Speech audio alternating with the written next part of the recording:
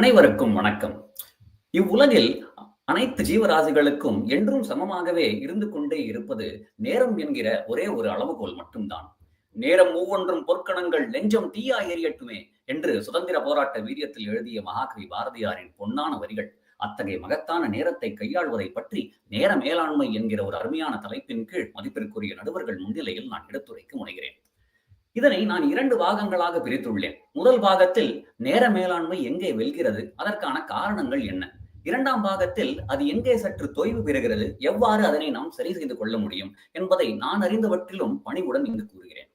முதல் பாகம் 3 மணி நேரத்திற்கு முன்பே விமான நிலையத்திற்கு செல்வது, சிறு பிள்ளைகளை பகல் பராமரிப்பு மையங்களிலிருந்து நேரத்துடன் வீட்டிற்கு அழைத்து வருவது, தொழிலதிபர்கள் தங்களுடைய வருங்கால வாடிக்கையாளர்களை சந்திப்பதற்காக முன்னதாகவே சென்று அங்கே காத்திருப்பது, இவை போன்ற சில செயல்களில் எல்லாம் நாம் நேர மேலாண்மையை நன்கு கடைபிடித்து அதனை வெல்கிறோம். ஆனால் இதற்கான அடிப்படை காரணம் என்னவென்று சற்று சிந்தித்து பார்த்தால், இந்த செயல்களுக்கெல்லாம் இருக்கக்கூடிய நேரடியான ஒரு பணத்தொடர்பு தான் என்பது புலப்படும்.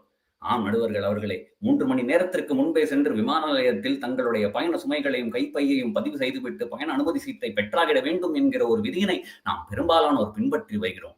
அங்கே சென்றால் சரியாக அமர்வதற்கு கூட ஒரு வசதி இல்லாத சூழ்நிலையை அறிந்தும், சிறு பிள்ளைகளை கவனித்துக் கொள்வது எவ்வளவு கடினமான காரியம் என்பதை தெரிந்தும் இதை நாம் செய்கிறோம். ஏன் தெரியுமா?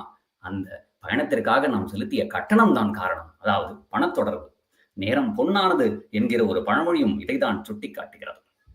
சரி, பணம் மட்டுமே ஒரே காரணமா என்று கேட்டால், நேர மேலாண்மையை சிறப்பாக மேற்கொள்ள இல்லை, மற்றொரு காரணம் ஒரு செயலில் நாம் வைத்திருக்கும் ஈடுபாடுதான். இதற்கு மிகப்பெரிய எடுத்துக்காட்டு நாம் ஆசிரியர் பெருமக்கள் அனைவரும் இங்கு வாரந்தோறும் தவறாமல் நேரத்துடன் செல்லக்கூடிய தமிழ் பள்ளிகள் தான். அங்கே நமக்கு பணத்தொடர்பு இல்லை, ஆனால் தமிழ் இலக்கிய தொடர்பும் தமிழ் மொழி மீதான ஒரு பற்றும் வருங்கால சங்கதியினருக்கு தமிழை எப்படியாவது எடுத்துச் செல்ல வேண்டும் என்கிற உயர்ந்த நோக்கமும் தனிநபர் ஈடுபாடும் தான் காரணம். எனவே ஒரு செயலில் பணத்தொடர்போ தனிநபர் முழு ஈடுபாடோ இருக்குமேயானால் அங்கே நேர மேலாண்மை வெல்கிறது. 2ஆம் பாகத்தில் எங்கே நேர மேலாண்மை சற்று தொய்வு பெறுகிறது என்பதை பார்க்கலாம். இவை பெரும்பாலும் நாம் தினசரி செய்யக்கூடிய செயல்களாக இருக்கக்கூடும். உதாரணத்திற்கு, ஒரு 5 நிமிட வேலையான ஒரு குளியல் வேலையை நாம் ஏதோ குற்றால அருவியின் கீழ் நின்று கொண்டிருப்பதை போல் நின்று விட்டு வெளியே வந்த பிறகுதான் உணர்கிறோம், ஐயோ 30 நிமிடம் ஆயிற்றா என்று. உணவு அருந்தும் பொழுதும் கூட கைபேசியிலும் தொலைக்காட்சி பெட்டியிலும் நம் கவனத்தை செலுத்திவிட்டு ஒரு 15 நிமிட வேலையை 1 மணி நேரமாக மாற்றுகிறோம். இவற்றை எல்லாம் சரி செய்து கொள்வது மிக கடினமான காரியம் என்பதை நான் என் சொந்த அனுபவத்திலிருந்தே மனப்பூர்வமாக இங்கு தாழ்மையுடன் ஒப்புக்கொள்கிறேன். ஆனால் சான்றோர்களின் பல அறிவுரைகளை கேட்டறிந்து நான் தொடர்ந்து முயற்சி செய்து கொண்டிருக்கும் சில யுக்திகளை இங்கே பகிர்ந்து கொள்ள விரும்புகிறேன். முதலில், நிகழ்தருணத்தில் நம் கவனத்தை எப்பொழுதும் வைத்திருப்பது, அதாவது தற்போதைய நொடியின் ஒரு புரிதல். இதனை பாவேந்தர் பாரதிதாசன் கூறுகையில், இப்போதே நொடியின் இழக்கின் இன்னாது நமக்கு ஒரு வாழ்வு என்று, இந்த நொடியை முழுமையாக நாம் வாழாவிட்டால் நம் வாழ்வில் இன்னும் மிஞ்ச போகிறது என்று ஒரு கேள்வியாக எழுப்புகிறார். எனவே ஒவ்வொரு நொடியின் மகத்துவத்தை நாம் புரிந்து கொள்ள செயல்பட வேண்டும். அடுத்து, மடியின்மை நல்குவது. திருவள்ளுவர் மடியின்மை அதிகாரத்தில், நெடுநீர் மறவி மடித்துயில் இவை 4ம் கெடுநீரார் காமக்கலன். தாமதமாக ஒரு வேலையை செய்வது, மறந்து போவது, நீண்ட நேரம் உறங்கிக் கொண்டே இருப்பது, சோம்பலுடன் இருப்பது, இவை 4ம் ஒருவன் தான் அழிந்தே செல்ல வேண்டும் என்று விரும்பி ஏறும் கப்பல்களாகும். இவற்றை நாம் கைவிட்டு விட்டால் நமக்குண்டான நேரத்தை சிறப்பான முறையில் பயன்படுத்திக் கொள்ள முடியும் என்பதுதான் இதனுடைய மெய்ப்பொருள். எனவே இவற்றை தவிர்த்திட நாம் முயற்சி செய்ய வேண்டும்.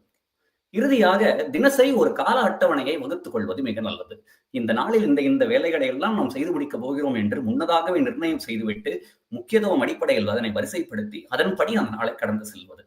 இவ்வாறு ஒரு செயலை திட்டமிட்டு செய்வதன் பலனை பற்றி கூறுகையில் ஔவையார், வரப்புயர நீருயரும், நீருயர நெல்லுயரும், நெல்லுயர குடியுயரும், குடியுயர கோல் உயரும், கோல் உயர கோன் உயர்வான் என்று நீரிலிருந்து அரசன் வரை எவ்வாறு வளம் பெற பேருதவியாக இருக்கும் என்று மிக அருமையாக கவிநயத்துடன் வர்ணித்திருப்பார்.